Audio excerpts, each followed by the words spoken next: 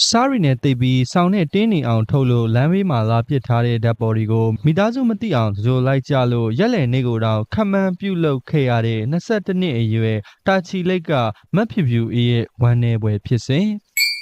စူပါဂျိုမီဒီယာပရိသတ်ကြီးများအားလုံးပဲမင်္ဂလာပါခင်ဗျာပြီးခဲ့တဲ့ရက်ပိုင်းတွေကတာချီလိတ်ရန်အောင်မြေပါရှန်ရက်ကွက်မှာနေထိုင်တဲ့မတ်ဖြူဖြူအေး22နှစ်ဟာပြီးခဲ့တဲ့ရက်ပိုင်းတွေအတွင်းမှာပဲပျောက်ဆုံးသွားခဲ့တာဖြစ်ပြီးတော့မိသားစုကသူမပျောက်ဆုံးနေတာကြာမြင့်ပြီဖြစ်ပြီးပြန်မလာကြောင်းကိုလူပျောက်ကြော်ညာခဲ့တာဖြစ်ပြီးသူမကိုရဲစခန်းမှာလူပျောက်သွားတိုင်ချိန်မှာတော့လမ်းဘေးမှာစောင်းနေထုတ်စားရီနဲ့တိတ်ပြီးလာပစ်ထားတဲ့အလောင်းတစ်ခုကိုလူမှုကူညီရေးအသင်းကဆေးရုံမှာထားရင်အနံ့တွေထွက်လာလို့တကြိုလိုက်ရပြီဆိုတဲ့အကြောင်းကိုသိရှိခဲ့ကြလို့မိသားစုနဲ့နှီးစပ်သူတွေကအတော်လေးကိုဝမ်းနည်းစရာဖြစ်ခဲ့ပြီးတော့ဒီကနေ့ဦးသတင်းကြောင်းရအစဆုံးကိုလည်းကျွန်တော်တို့စူပါဂျုံမီဒီယာမှာသတင်းတပုတ်အနေနဲ့ဖော်ပြပြီးသားဖြစ်တဲ့အတွက်ကြောင့်မလို့အခုညာဘက်ထောက်မှာမြင်နေရတဲ့လင်းမတဆင်တွားရောက်ကြည့်ရှုနိုင်ပါတယ်အခုတစ်ခါမှဆိုလို့ရှိရင်တော့မတ်ဖြူဖြူအေးဟာဖေဖော်ဝါရီလ23ရက်နေ့မှာတာချီလိတ်မြို့ Sky Club 1688 KTV ကပြန်အထွက်မှာစတင်ပျောက်ဆုံးသွားကြောင်းကိုသိရှိရခဲ့တာဖြစ်ပြီးပျောက်ဆုံးချိန်မှာ3ရက်ကြာဖေဖော်ဝါရီလ16ရက်နေ့မှာပဲ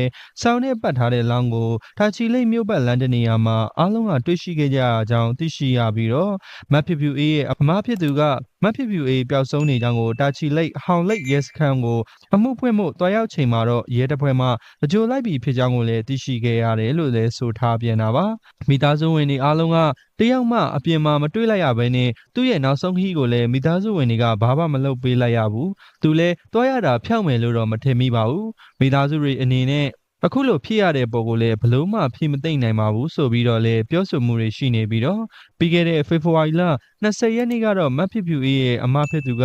ကျမရဲ့တူးသီးသောညီမလေးဟာဆုံးသွားပါပြီ။ရဲဆက်ဆက်ကိုလှုပ်သွားကြတာပါ။ဒဏ်ရာတန်ကြတွေနဲ့လမ်းဘေးမှာပြစ်ထားကြတဲ့ရဲတွေကလည်းအလောင်းကိုတွေ့ပြီးတော့မိသားစုဝင်တွေကိုမရှာခွင့်ပြုချက်မရဘဲမိသားစုဝင်မပါဘဲနဲ့တော့ကြိုလိုက်ကြပါတယ်။အမှုကိုလိုက်ကြည့်တော့ဆေးလွန်လာပါတယ်။အလောင်းကိုကြည့်ရသလောက်ရောင်ရမ်းနေတဲ့မျက်နှာနဲ့ပါငါညမကိုဒီလိုလောက်ရတဲ့ဘသူမဆိုအသက်လုံးခွင့်မလွတ်ဘူး။နင်တို့ရှောင်းနိုင်တဲ့လောက်တော့ရှောင်းထားဖို့ဆိုပြီးတော့လေဝမ်းနဲ့စွာပြောဆိုမှုတွေရှိနေတာကိုလည်းတွေ့ရှိရပြီးတော့မတ်ဖြူဖြူအေးရဲ့နာရေးကိုတော့မလုပ်ပေးလိုက်ရတဲ့မိသားစုအနေနဲ့တေဆုံးရဲ့ရက်ကိုလည်းတိကျကျမသိရှိရတာမို့လို့ရက်လေကိုလာမယ့်ဖေဖော်ဝါရီလ22ရက်နေ့မှာပဲမှန်းပြီးတော့ပြုတ်လုသွားမယ်ဆိုပြီးတော့လည်းသိရှိရတာလည်းဖြစ်ပါတယ်ခင်ဗျာဒါကြောင့်မို့လို့အခုချိန်မှာလူမှုကွန်ရက်ဆိုရှယ်မီဒီယာထက်ပေါ်မှာလူပြောများနေတဲ့တာချီလိတ်ရန်အောင်မြေပါရှင်ရက်ကွက်မှာနေထိုင်ခဲ့တဲ့မတ်ဖြူဖြူအေး22နှစ်အရွယ်အမျိုးသမီးငယ်လေးရဲ့ဖြစ်စဉ်နဲ့ပတ်သက်ပြီးတော့နောက်ဆုံးရသတင်းကြောင်းကိုလည်းကျွန်တော်တို့စူပါဂျိုမီဒီယာပရိသတ်ကြီးတို့မသိလိုက်ရမရှိရလေအောင်ဖော်ပြတင်ဆက်ဝေမျှပေးလိုက်ခြင်းပဲဖြစ်ပါတယ်